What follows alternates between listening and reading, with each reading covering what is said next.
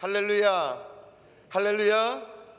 여러분, 좀 오래된 얘기입니다만은 지금은 고인이 되셨죠. 김대중 대통령이 20세기 송년 특별 담화라는 걸 한 그 내용을 잊을 수가 없어요. 그 내용의 핵심이 뭐냐, 어려운 처지에 있는 사람들 더 배려하는 그런 국정을 운영하겠다라는 그런 내용이었어요. 그리고 그 후속 조치로 뭘 또 얘기했냐면, 약간 연결이 안 되긴 합니다만은 고령의 미전향 장기수 2명을 석방하겠다라는 그런 발표를 했습니다. 지금부터 한 거의 20년 전 얘기죠. 그전에는 미전향하더라도, 공산주의 이런 거 있잖아요. 미전향하더라도 준법 서약서를 제출하면 석방을 해 주었었습니다. 근데 이번에는 어떻게, 준법 서약서, 그러니까 대한민국에 내가 전향을 하지 않더라도 준법 서약서 이걸 제출한 법을 따르겠습니다, 이거 제출하지 않더라도 관계없이 완전히 인도적인 차원에서 2명의 남은 미전향 장기수를 석방하겠다라는 거예요. 그 실제로 이제 출소가 되어졌습니다. 그래서 남과 북이 분단된 이래로 미전향 장기수는 더 이상 고도소에 남지 않게 되었다라는 게, 그게 뉴스로 이렇게 나올 그때였어요. 자, 그걸 보고 깜짝 놀랐죠. 아니, 근이 50년 가까운 세월 동안, 반세기 가까운 세월 동안, 아니, 옥에서 보낸 사람이 있다는 사실에 이게 또 놀랍고, 또 왜 그렇게 있었느냐, 자신이 지키기를 원하는 어떤 신념, 이것 때문에 50년을 옥 안에 있었다라는 얘기를 들어보니까 깜짝 놀라겠다라는 거예요. 그때 알았죠. 뭘 알았냐, 세상에 믿지 않는 사람들도 자기가 뭔가 목숨을 걸고 지킬 만한 신념이 있을 때 평생을 걸더라, 그 말인 거예요.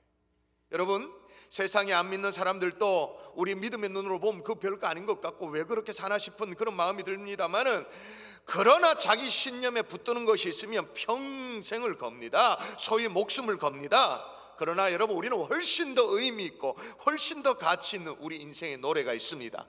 평생이 흔들 깃발이 있습니다. 우리의 가슴을 뛰게 하는 이름이 있습니다. 바로 예수 그리스도인 줄 믿습니다. 오늘 본문의 바울도요, 그 평생에 고집스럽게 계속적으로 소망하던 것이 있었어요. 젊은이들의 언어로 말하면 비전이라는 게 있었죠. 꿈이라는 게 있었습니다. 너무너무 간절히 소망을 해가지고는요, 눈만 감으면 생각이 나는 거예요. 가슴이 뛰는 거예요. 어떤 처지, 어떤 형편이든 그건 상관이 없어요. 계속적으로 갈망하는 그게 뭐냐, 로마에 가고 싶다, 로마를 보고 싶다라는 거예요.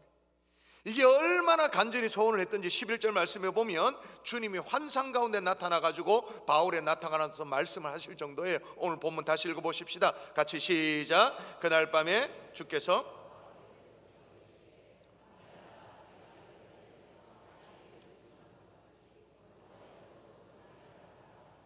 이 정도로.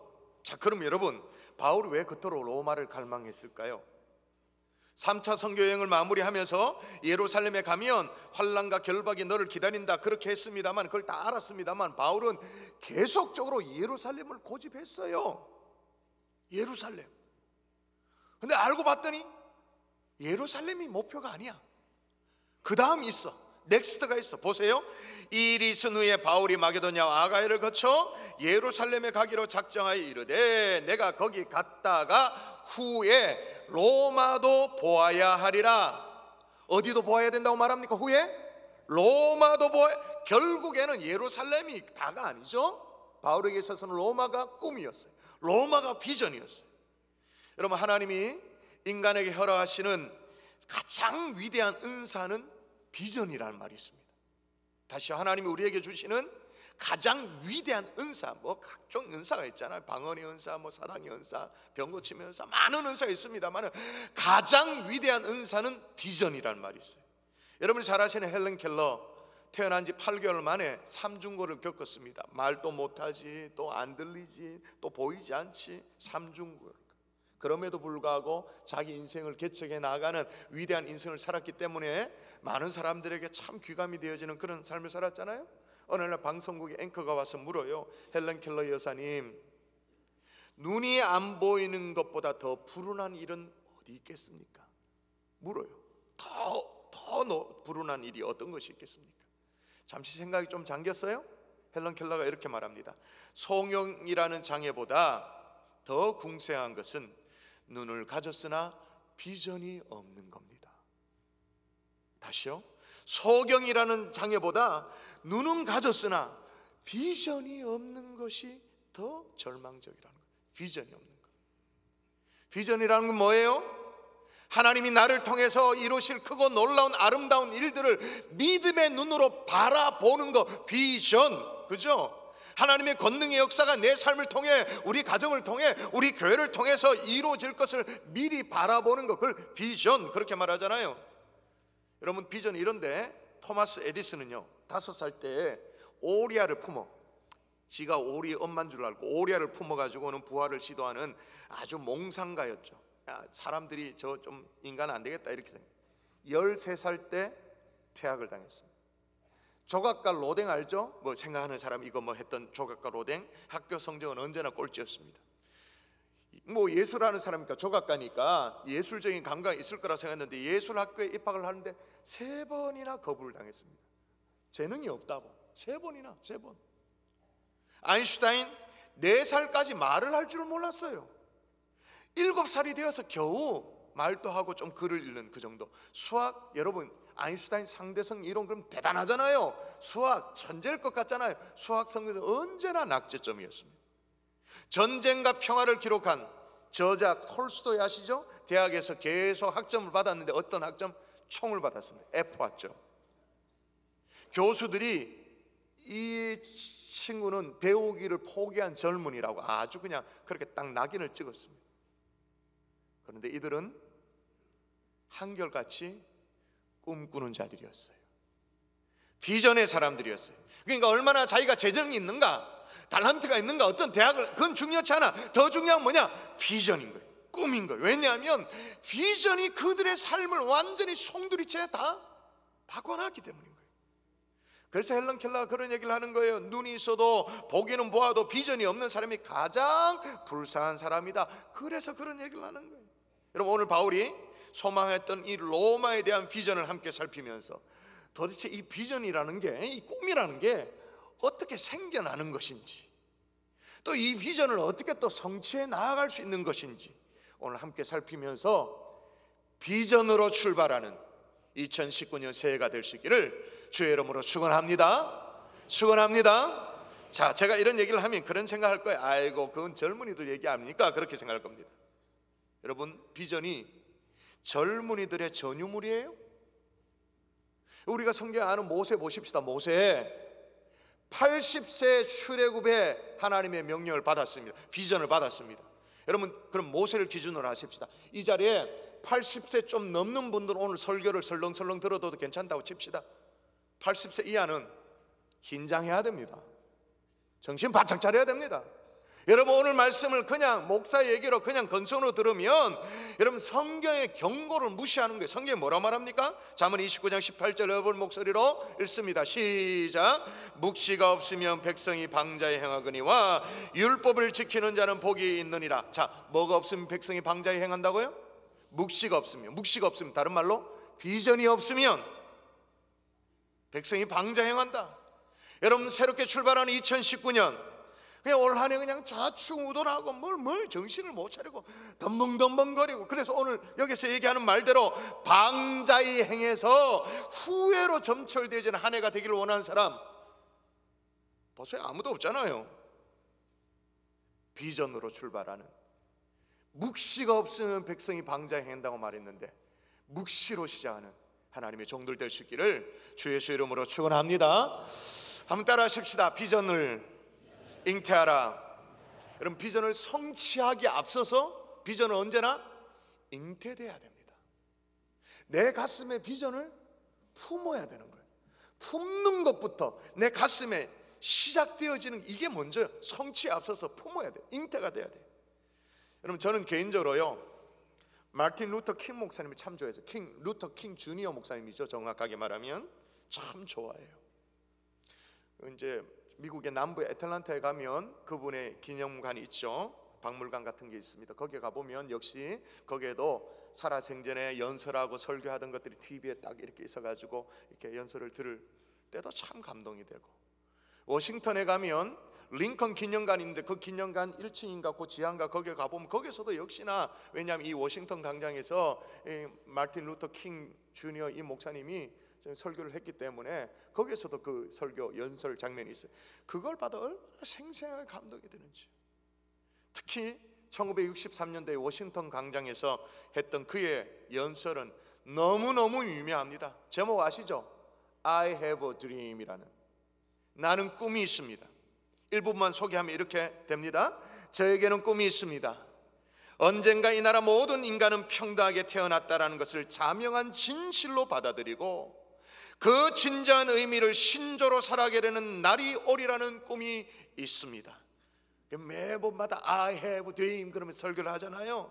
언젠가는 조지아의 붉은 언덕에 예전에 노예였던 부모의 자식과 그 노예 주인이었던 부모의 자식들이 형제의 식탁에 함께 둘러앉는 날이 오리라는 꿈이 있습니다. 언젠가는 불의와 억압과 열기에 신음하던 저 황폐한 미시시피주가 자유와 평화의 오아시스가 될 것이라는 꿈이 있습니다. 나의 내 자녀들이 피부색이 아니라 인격에 따라 평가받는 그런 나라가 되는 날이 올 것을 저는 꿈꿉니다. 저에게 꿈이 있습니다. 흑인 소년 소녀들이 백인 소년 소녀들과 함께 손을 잡고 형제 자매처럼 함께 걸어가는 꿈이 있습니다. 오늘 저에게는 꿈이 있습니다. 모든 어느 날 모든 계곡이 높이 솟아오르고 모든 언덕과 산은 낮아지고 거친 곳은 평평해지고 굽은 곳은 곧게 펴지고 하나님의 영광이 나타나 모든 사람이 함께 그 광경을 지켜보는 꿈입니다. 그렇습니다. 나는 지금 꿈을 가지고 있습니다. 어느 날 이 땅에 아모스의 예언이 실현되어지고 정의가 강물처럼 흐르며 진리가 거대한 본류처럼 흐르게 되는 꿈이 있습니다. I have a dream, I have a dream 그러면서 설교를 했죠. 그래서 그는 1968년 4월 멤피스에서 암살을 당합니다. 그렇지만 그의 꿈은 결국 이루어지죠. 꿈의 승리자가 되어지는 거예요.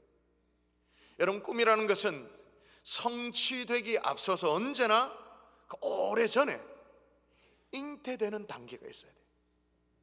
비전을 이룬 사람들은 한결같이 하나같이 꿈을 성취하기 앞서서 품는, 꿈을 잉태하는 그런 단계가 반드시 있는 거예요. 자, 그러면 중요하죠. 언제 꿈이 잉태되어지죠? 언제 비전을 품게 되어지죠? 따라합시다. 예수님을 만남으로. 한 번 더, 예수님을 만남으로. 바울을 보자고요. 바울이 처음부터 로마를 그렇게 갈망했나요? 천만에 어데, 처음부터 아니에요. 갈망한 게 있긴 합니다. 뭘 갈망했습니까? 예수 믿는 사람 때려 죽이는 거 갈망했지. 예수 믿는 거 핍박하는 거 그거 오매불망 소원했지. 인생 최대의 목표가 뭐냐? 바로 그거였죠. 근데 그가 부활의 주님을 만나서 새 사람이 되고 나니까 인생이 완전 뒤집어지는 거예요. 여러분, 예수님을 만나고 난 이후에 이제 좀 기적적인 만남을 했잖아요. 드라마틱한 만남을 했잖아요. 몸을 추스르고 난 이후에 제일 먼저 했던 일을 보십시다. 자, 보세요. 자, 음식을 먹음에, 이제 몸을 추스리는 거죠. 음식을 먹음에 강건하여지니라. 사울이 다메섹에 있는 제자들과 함께 며칠 있을새 즉시로 각 회당에서 예수가 하나님의 아들이심을 전파하니. 기가 막힌 일이 벌어지죠. 여러분, 우리가 사도행전을 오늘 갑자기 펼쳤으면 몰라요.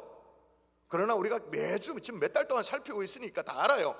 여러분, 바울이 다메섹에 왜 갔습니까?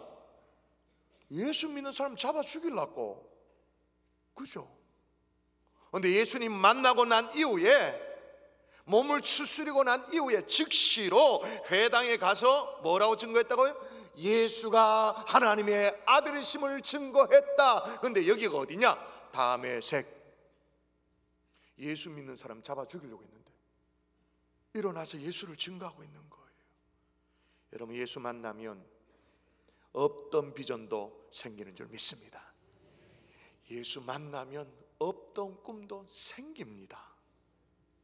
그래서 어쩌면 비전이 중요한 게 아니에요. 어쩌면 꿈이 중요한 게, 더 중요한 게 뭐냐? 예수님과 이 인격적인 만남인 거예요. 그래서 지난 주일날 제가 그런 메시지도 전했잖아요. 만남의 증거라는 메시지도 전했잖아요. 또 하나, 어떻게 이 꿈을 잉태할 수 있는가, 어떻게 꿈을 품을 수 있는가? 하나님의 음성을 들음으로 비전을 품을 수 있는 거예요. 다메섹 도상에서 강한 빛에 막 사로잡혔습니다, 바울이. 그래가지고 빛에 사로잡히고 음성이 들렸는데, 사울아 사울아 네가 왜 나를 박해하느냐. 그래서 대문전 니시오니까 음성이 들립니다. 나는 네가 박해하는 예수라. 이 주님의 음성을 듣고 바울이 꿈의 사람이 되는 거예요. 비전의 사람. 이것뿐만이 아니에요. 1차 전도여행을 마치고 비시디 안디옥이라는 곳에 돌아와서 자신이 들은 하나님의 음성을 얘기를 하잖아요. 뭐라고 얘기하는지 또 읽어볼까요? 자, 읽어보십시다. 주께서 시작.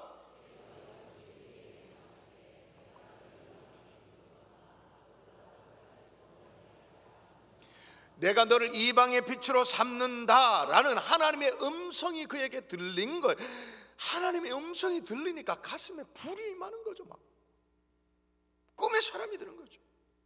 그럼 바울만 그렇습니까? 아니에요. 조금 전에 언급했던 80살에 하나님의 비전을 받았던 모세도 마찬가지예요. 그전에는 뭐예요? 장인의 집에 얹혀 사는 처가살이 하는 참 처량한 인생이었죠. 정말 초라한 그런 인생이었잖아요. 그랬는데 보세요.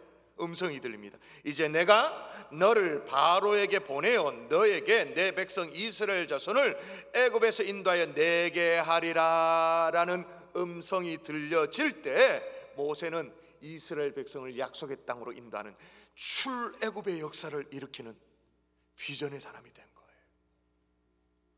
여러분, 근데 다행스럽게도요, 우리에게 분명하고도 확실한 하나님의 음성이 있습니다. 여러분 앞에 있습니다. 여러분 코앞에 있습니다. 66권의 선명한 주의 말씀, 헷갈리지도 않는 분명한 하나님의 말씀이 우리 손아귀에 쥐어져 있는 거예요. 그러므로 이 하나님의 말씀을 읽음으로 하나님 말씀 속에서 우리는 꿈과 비전을 발견할 수 있습니다. 그리고 이 말씀이 매주일 강단에서 선포되어질 때 이 강단을 통해서 이 강단이 여러분의 꿈과 비전의 산실이 될 수 있는 줄 믿습니다. 매주일 예배가 2019년 매주일 예배가 하나님 내 꿈이 잉태되어지는 산실이 되게 하여 주시옵소서. 그런 마음으로 예배에 임할 수 있기를 주의 이름으로 축원합니다. 건성으로 듣지 마세요. 왜 건성으로 안 들어야 되냐면요, 지난 주간에요 교육자로부터 보고를 받았는데, 지난 가을에 우리 갈릴리 청년들이 그 특세 때 막 어묵 팔아가지고, 그죠? 그래서 수익금을 가지고 롱패딩 노숙자에게 선물하고 막 그랬잖아요. 그 이제 감동이 되어서 어떤 청년은 결혼하고 난 이후에 첫 수익금 전체를 한 달 곱다시 하나님 앞에 다 드려가지고는 더 많은 노숙자에게 롱패딩 섬길 수 있게 되었다. 뭐 유수도 제가 얘기도 하고 막 그렇게 얘기했잖아요. 이런 일이 있고 난 이후에 지난달이었습니다. 우리 선교사 파송식에 북한 선교사님이 와서 간증을 했었죠.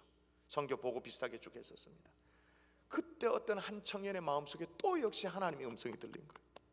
이번엔 갈릴리가 아니고 살롬 청년이었습니다. 이 한 청년 속에 마음에 하나님의 음성이 들려가지고 어떻게? 여러분 아무리 살롬 청년이라 할지라도 직장 생활을 한다 할지라도 일금 200만 원 적은 돈이 아니잖아요. 200만 원을 딱 가지고 전에 저한테 전달이 되어졌어요. 북한 어린이들을 위해서 쓸 수 있도록 그렇게 해달라고. 여러분 우리 경산중앙교회 이런 정말 순수한 마음이 있는 청년, 갈릴리도 그렇고 샬롬도 그렇고 그런 많은 청년이 있게 하신 것 하나님 앞에 감사의 박수 올려드리십시다. 이 시대에 복이 드문 청년들입니다. 비전의 사람들인 거예요. 꿈의 사람들인 거예요. 그런데 더 중요한 게 있어요. 뭐냐? 그 마음이 언제 생겼냐는 거죠. 말씀 듣다가 하나님이 뭐라고 감동을 주시더래요. 말씀 듣다가. 여러분 하나님의 음성이 들리면 비전이 생기게 되는 줄 믿습니다. 할렐루야. 그러므로 지금은 어느 때보다 비전이 필요합니다. 다시 꿈이 필요한 시대예요. 교회도 그렇고 이 민족도 그렇고 내 개인의 삶도 다시 꿈이 필요해요. 여러분 하나님은 반드시 사람을 축복하시기 전에 먼저 가슴에 꿈과 비전을 품게 하십니다. 잉태케 하십니다. 그리고 그 꿈의 크기만큼이나 하나님께서 부어주시는 줄 믿습니다. 예수 그리스도를 만남으로 그리고 하나님의 음성을 이 강단에 선포되어지는 말씀을 통해서든 아는 여러분이 펼쳐든 하나님의 말씀을 읽으면서 그렇게든 하나님의 음성을 들음으로 말미암아 꿈과 비전을 품고 나아가는 하나님의 종들 될 수 있기를 주의 이름으로 축원합니다. 또 하나 따라 하십시다. 비전을 성취하라.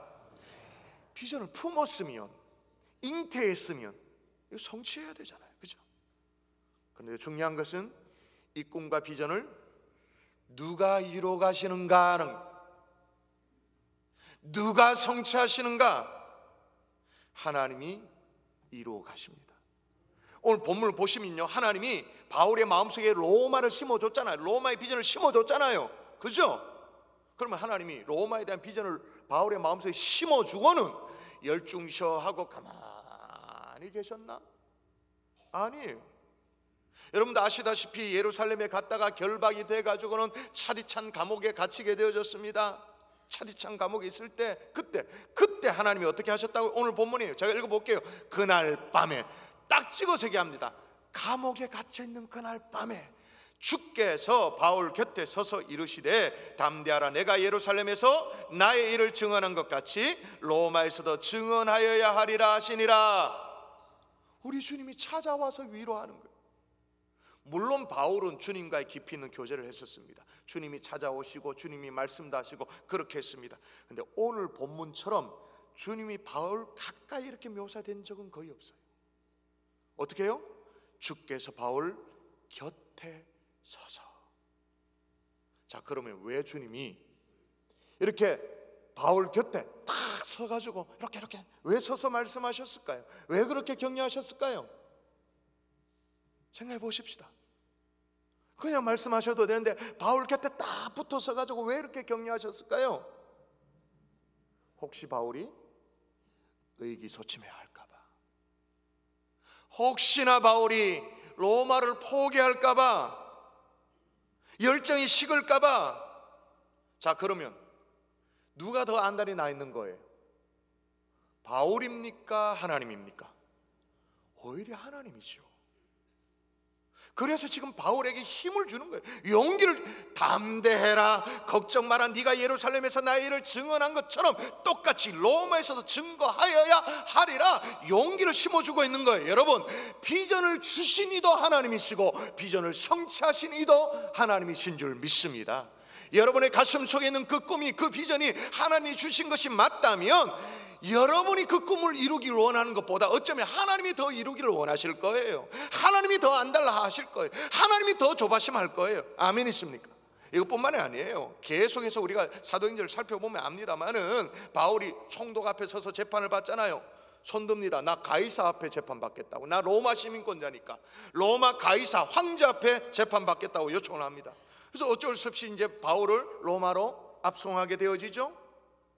로마로 가려니 배를 타야 됩니다. 항해를 해야 됩니다. 그런데 이 항해가 순탄치가 않아요. 유라굴로라는 아주 그냥 못된 태풍을 만납니다. 그 지역에 얻어 걸리기만 하면 다 파손되어지는 그 유라굴로라는 태풍을 만납니다. 나중에 이 대목을 또 따로 설교를 하겠습니다만 도저히 헤어나올 그런 상황이 아니에요.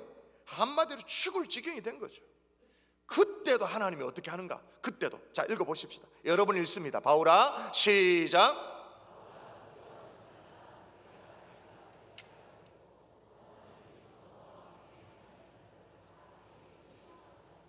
자, 그러니까 지금 누가 더 발을 동동동동동동 구리고 있는 건 누가?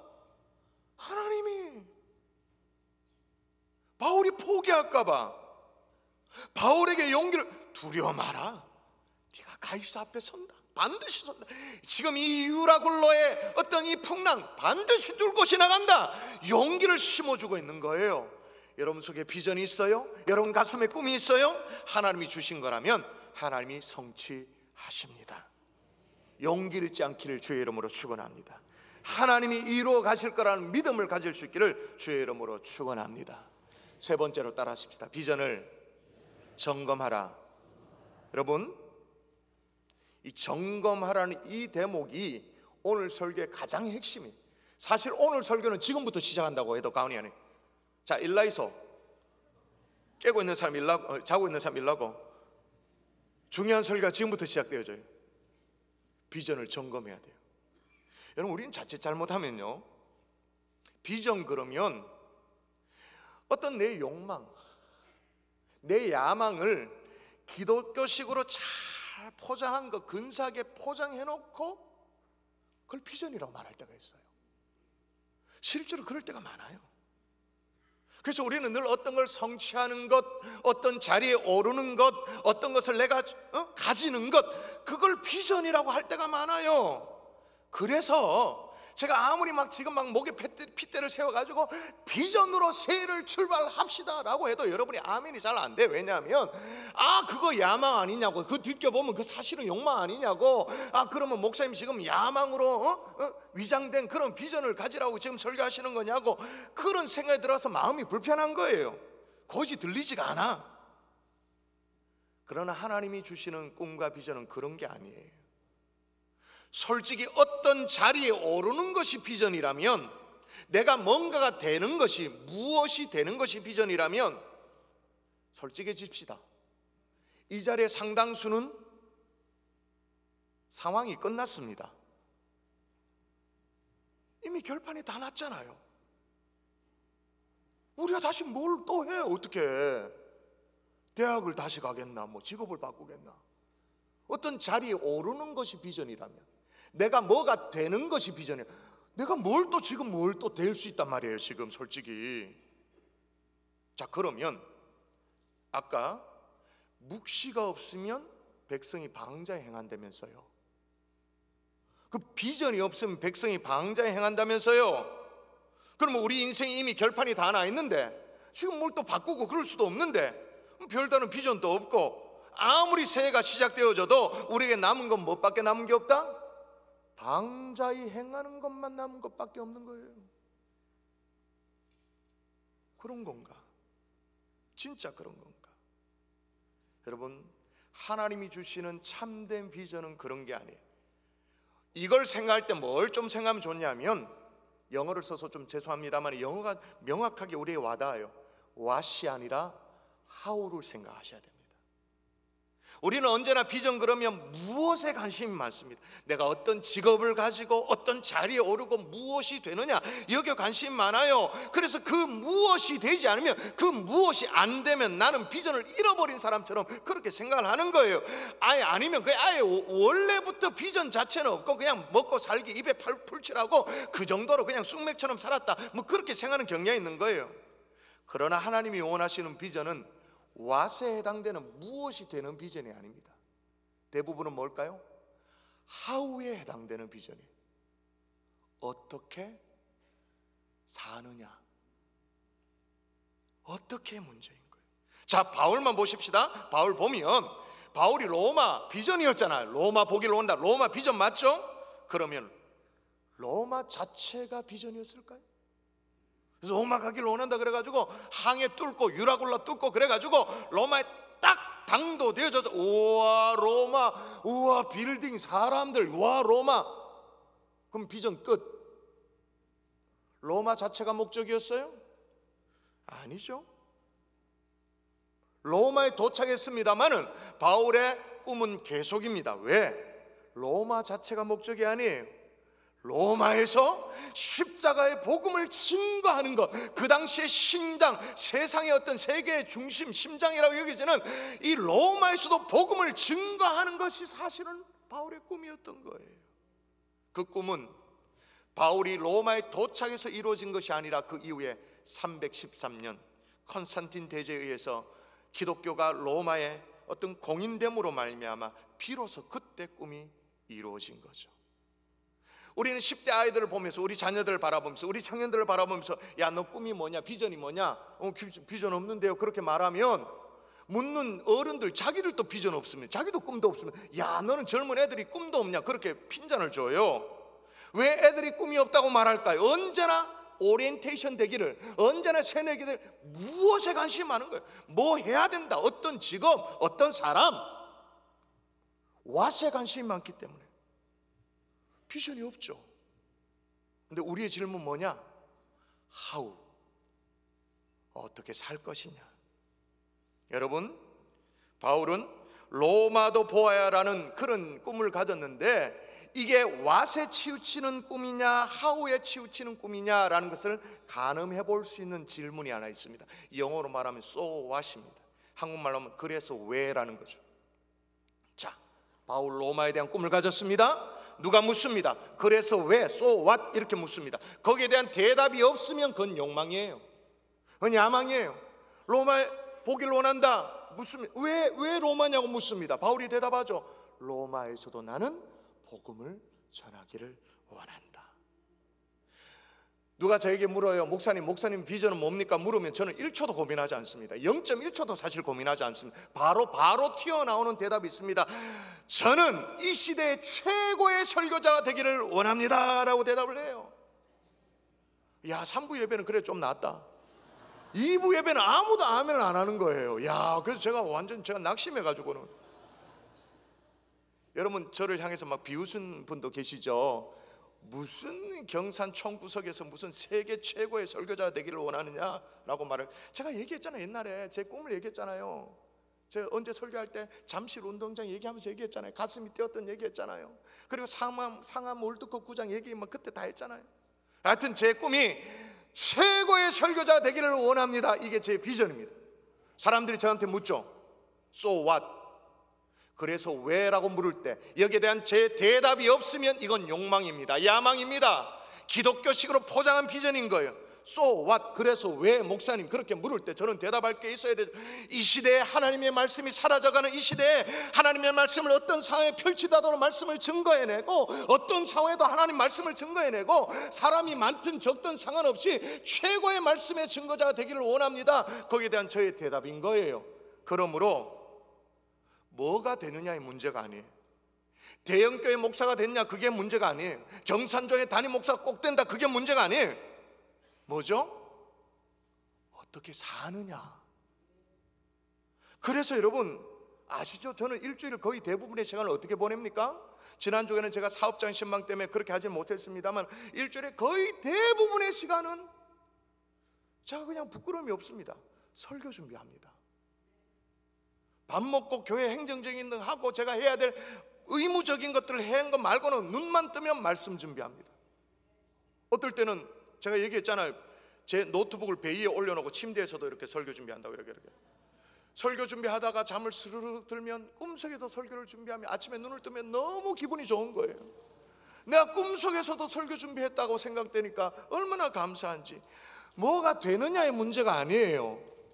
어떻게 사느냐. 같은 맥락이에요. 성경에는요 to do의 요구를 하기보다는 to be의 요구를 우리에게 할 때가 많이 있습니다. 뭘 하기를 원하는 요구보다 어떤 존재가 되기를 원하느냐라는 요구를 더 많이. 여러분 성경 읽어보십시다. 골로새 3장 15절 읽어보십시다. 한번 읽어볼까요? 자, 여러분 읽습니다. 시작.